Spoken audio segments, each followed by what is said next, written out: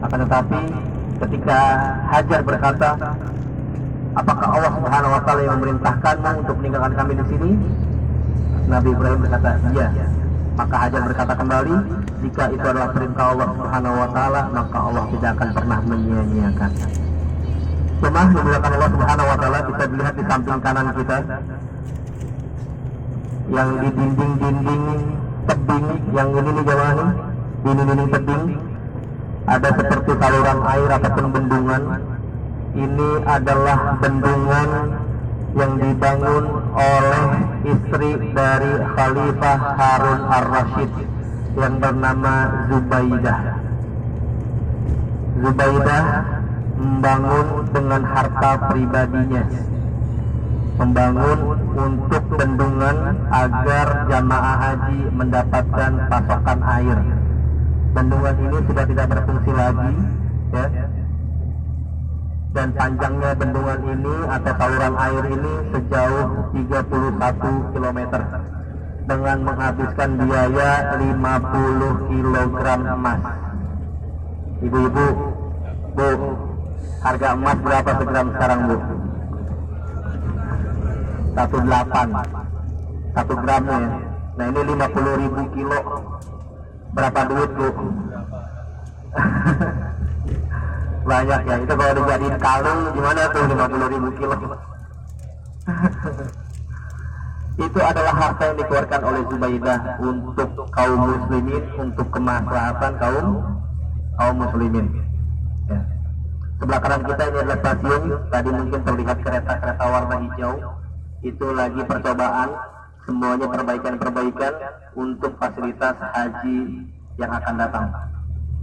Ini adalah stasiun dari stasiun Muzdalifah. Kita sudah berada di wilayah Muzdalifah. Ya. Ini sebelah kanan kiri, di kanan kita atau kiri kita sudah berada di daerah Muzdalifah. Yang banyak bangunan adalah bangunan-bangunan toilet jemaah.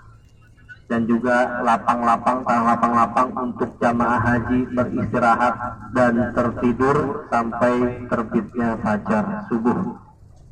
Kita akan melewati masjid. Di sebelah kanan kita adalah Masjid Masy'aril Haram, seperti yang sudah difirmankan oleh Allah Subhanahu wa Ta'ala dalam Al-Qur'an, wa idza afattum min 'arafatin fadhkurullaha indal masy'aril haram. Apabila kalian telah berbondong-bondong dari Arafah bertolak menuju Muzdalifah, maka berzikirlah, mengingatlah kepadaku di Masy'aril Haram. Ini adalah Masjid Masy'aril Haram. Daerah ini adalah daerah Masy'aril Haram. Kalau tadi sholat zuhur dan asarnya dijamak ketika tanggal 9 Dzulhijjah, ketika sudah tenggelamnya matahari di Arafah, kita bertolak ke Muzdalifah, sholatnya di jamak takhir. Jadi sholat maghribnya diakhirkan, digabungkan dengan isya, sholatnya di wilayah Muzdalifah situ jemaah, di Masjid Masy'aril Haram. Dan jamaah beristirahat, tidur untuk mempersiapkan hari-hari yang akan datang. Selanjutnya, setelah dari Muzdalifah, jamaah haji setelah mengumpulkan kerikil, ya makanya banyak batu kerikil ya di sini ya, dan bahkan sudah ada yang disediakan biasanya dari travel untuk kerikil-kerikil per jamaahnya. Setelah dari Muzdalifah, jamaah haji menuju Mina tadi untuk mempersiapkan ibadah-ibadah selanjutnya, menginap di Mina sampai dengan tanggal 13 Dzulhijjah, bahkan ada yang mengatakan tanggal 14 Dzulhijjah. Jadi biasanya tanggal 13 Dzulhijjah jamaah haji itu udah pada pulang, ya. Udah tahallul akhir atau tahallul kubro, tahallul besar.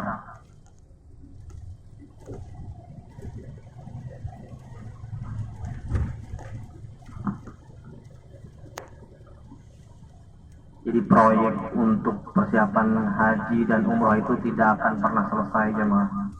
Terus akan ada perbaikan, terus akan ada penambahan bangunan-bangunan, baik toilet dan juga bangunan yang lainnya.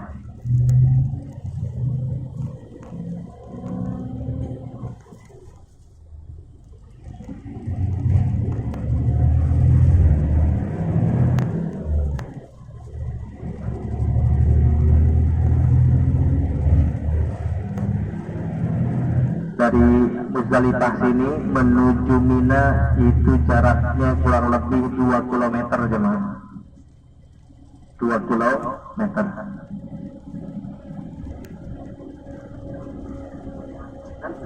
Di Mina, tenda-tenda nanti di Mina kita akan lihat. Istilahnya sejauh mata memandang tenda jemaah. Tenda permanen, tenda yang tahan bakar, ya. Tenda yang tahan panas. Meskipun di musim panas tambah AC tetap pengap jemaah. Tetap pengap. Ya. Gimana nggak tambah AC? Cuman untuk ya. Nah, ini adalah tenda Mina yang berada di dalam wilayah Muzdalifah. Makanya dinamakan dengan Mina Jadid, Mina yang baru, karena ada perluasan daerah Mina. Nah, tendanya seperti ini jemaah. Satu kuncup tenda itu atau satu blok tenda itu cukup hanya 20 orang. Dan kasurnya lumayan jemaah. Lumayan bisa buat rebahan lah. Dan ini adalah wilayah yang paling jauh dari tempat untuk lempar jumroh, Jumratul Aqabah, Jumratul Ula atau Jumratul Wusta, tempat lempar jumroh. Ini daerah yang paling jauh.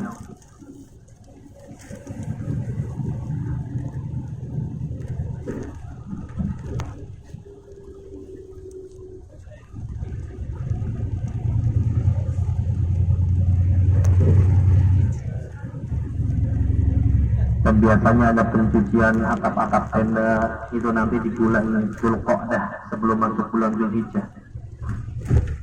Jadi sekarang yang lebih diperhatikan adalah bagi fasilitas itu toilet jemaah. Dan toilet adalah tempat di mana para jamaah haji berantem. Paling sering jamaah haji berantem itu dekat toilet dan di dekat tempat-tempat air mineral. Nah, lokasi-lokasi rawan untuk jamaah haji berantem di situ jemaah. Kita bayangkan antri nahan toilet aja itu 1 jam untuk antrian.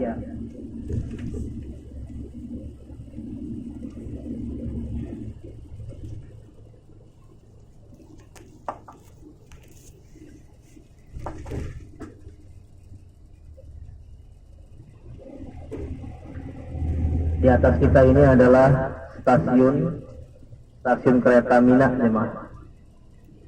Stasiun kereta Mina.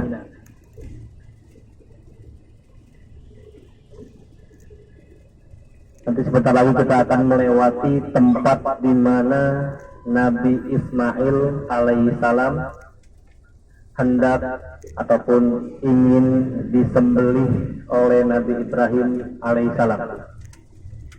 Jadi ada di sebelah kiri, nanti ada tugu di mana disitulah tempat disembelihnya atau hendak disembelihnya Nabi Ismail. Mungkin jemaah bisa lihat ke arah kiri, di depan ada bukit, kemudian di ujung bukit sana ada tugu seperti peluru, seperti kubah masjid namun kecil di sebelah kiri.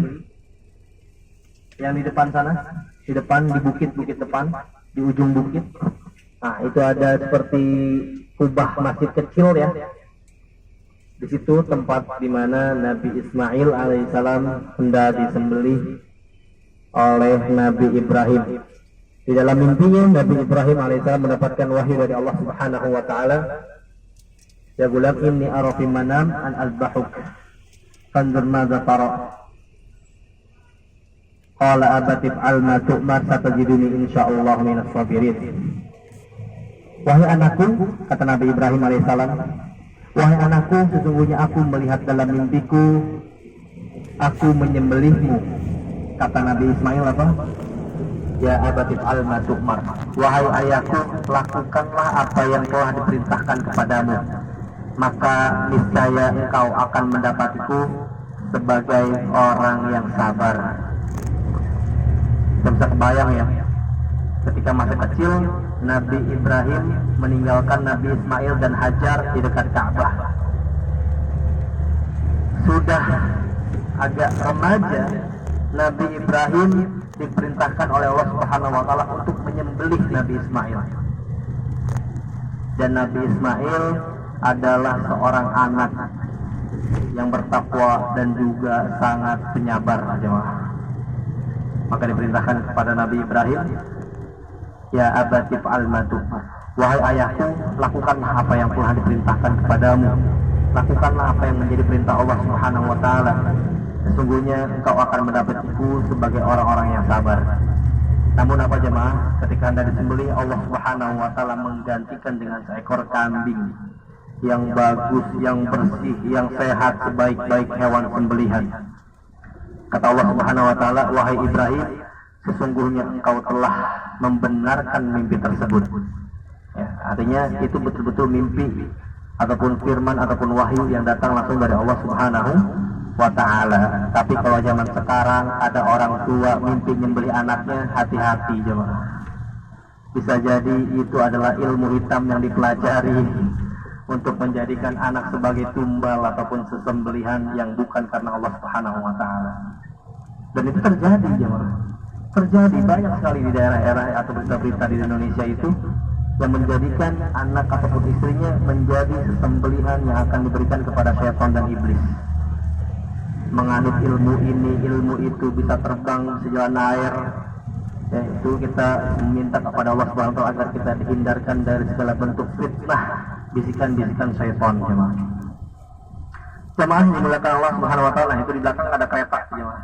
Warna hijau itu kereta untuk persiapan jemaah haji. Di sebelah kiri kita jemaah, ya, ada, mungkin jemaah bisa lihat di tengah sana seperti ada kubah di atas bangunan warna putih. Itu adalah atap dari tempat jamaah haji lempar jumroh. Kalau kita lihat sebelah kanan jemaah, di sana lautan tenda, yang dimana ketika tenda paling ujung itu harus bolak-balik selama 3 hari 3 kali melempar jumroh ke sini, jalan kaki. Jemaah bisa dibayangkan ya. Kalau bukan karena kekuatan iman jemaah, ngapain kita ke sini? Betul nggak? Kalau bukan karena dasar keimanan kita, ketakwaan kepada Allah Subhanahu wa taala, kita nggak akan sanggup jemaah.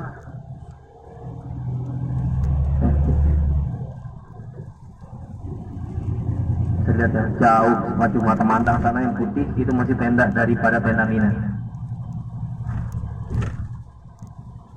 Kalau yang bangunan warna pink atau coklat bata yang di sebelah kiri kita, itu adalah untuk tenda VVIP untuk haji dalam negeri. Seperti yang bangunan-bangunan di sebelah kanan, ada gedung A, B, C, D, E. Ya, ini juga untuk haji dalam negeri, jemaah.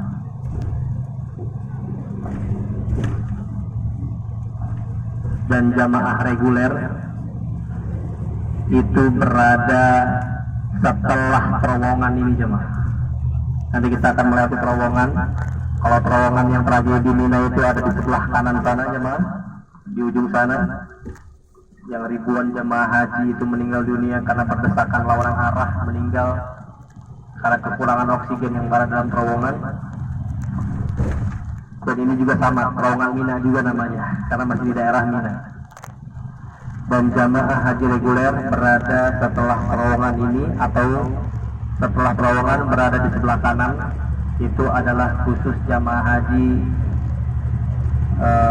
Asia Tenggara.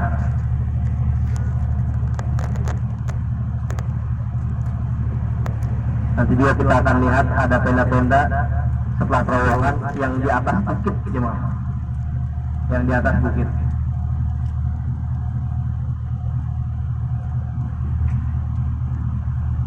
Kalau bukan surga, untuk apa ya jemaah ya? Kalau bukan surga yang akan kita kejar, semuanya pasti akan sia-sia. Tapi kalau tujuannya itulah surga Allah Subhanahu wa taala, sejauh apapun kita akan jalani, kita akan datangi. Dan kita meminta kepada Allah Subhanahu wa taala agar diberikan kesempatan haji dengan jarak tenda yang paling dekat. Ya, dengan fasilitas yang paling mewah, nyaman. Amin ya rabbal alamin. Nah, ini adalah tenda khusus untuk Asia Tenggara. Kita bisa lihat ada tenda-tenda di atas bukit jemaah ya. Dan itu harus turun tangga, lewat lewatin terowongan ke sana.